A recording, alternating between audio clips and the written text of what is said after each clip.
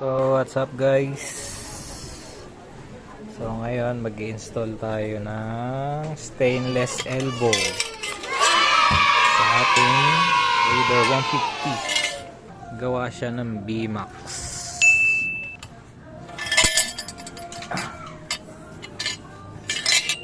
So tingnan natin yun. So okay naman yung ano niya, makapal. Yan, makinis, kita niyo makinis. And then dito sa bandang taas medyo makapal naman siya. So siguro ang ginamit dito ay stainless 304.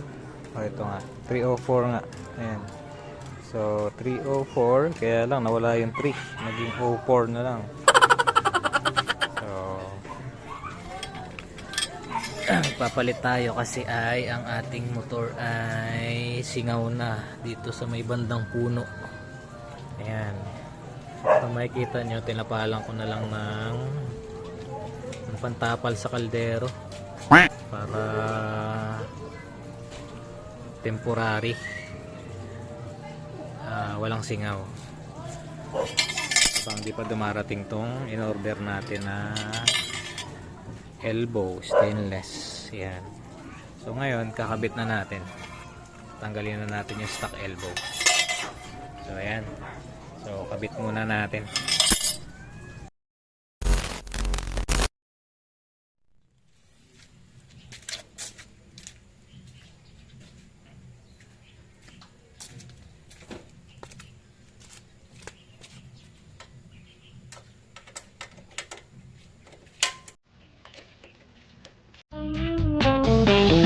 Bomba, bomba, palaging tila.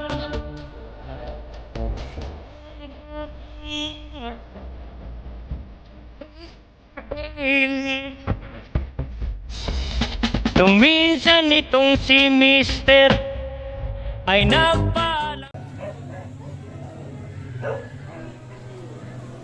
So ayan guys, yung nangyari sa ating elbow. Kita nyo, laki ng butas. So ayan. Ayan.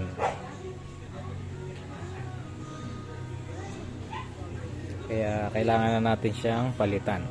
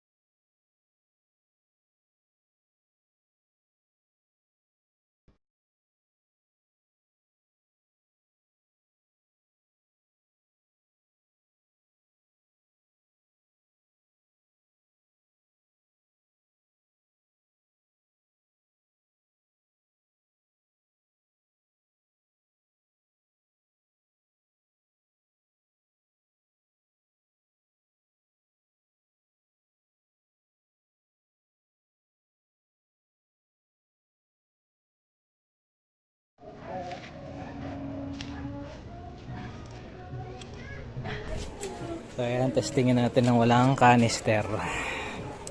Andarin muna natin.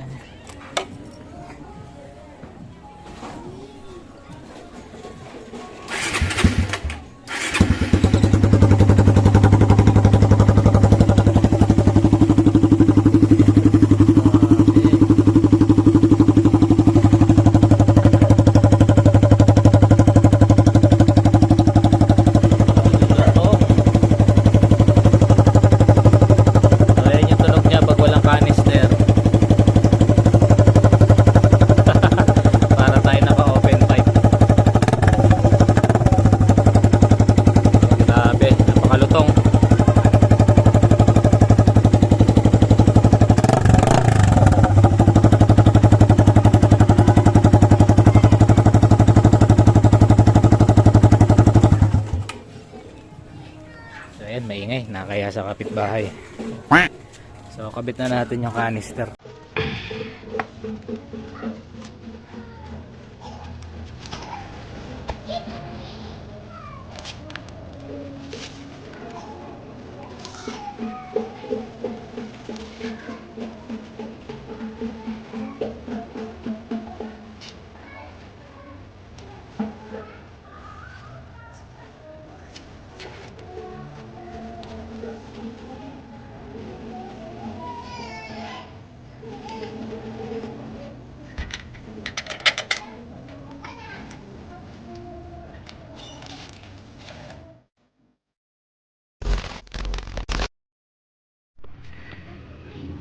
So ayan guys, naikabit na natin ang stainless elbow. Ayan ang itsura niya. Ayan. So actually hindi siya plug and play. I mean plug and play naman. Kaya lang ang nakita kong problema yung dito sa may apaka ng preno, yung brake pedal. Medyo tumatama siya dito. Kaya ang ginawa ko, naglagay ako ng spacer dito. Ayan, kung nakikita nyo, nilagyan ko ng spacer, washer, tsaka hose. Pumutol ako ng kapirasong hose at tsaka washer. Ayan. So hopefully so medyo hindi na siya tumatama tulad ng dati. Kasi pagkakabit ko talaga, pagkatapa ko ng brake pedal, tumatama siya. Tsaka pag umaandar, pag nilagay mo yung paa mo dito, nararamdaman mo nagba-vibrate to. Nakadikit talaga siya. So hindi siya tulad ng stock na plug and play. So may gagawin pa kayo mga adjustment na konti lang naman. So pwede nyo gayahin tong ginawa ko, lagyan nyo spacer dito. Tsaka isa pa dito, pwede nyo lagyan ng spacer din dito, washer, para medyo pumasok-pasok yung pipe nyo dun. Ayan, para hindi siya tumatama. So parang hindi na siya tumatama tulad nung una kong kabit. So ayan. So all goods na siya. Ayan, may kabit na natin. So try nating paandarin kung anong tunog. So ayan, napaandar ko na siya ng ilang beses. So yung banda dito nagkukulay gold. So try natin. Ayan.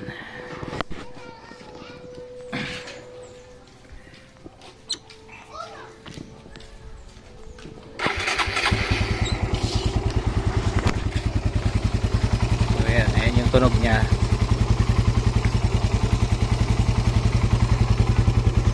Okay naman. Tahimik din.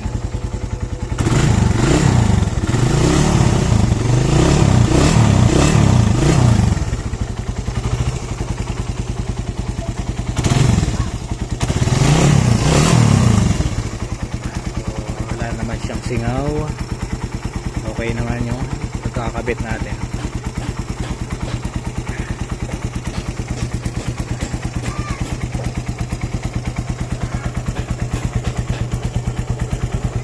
Maganda siya tingnan, kasi stainless.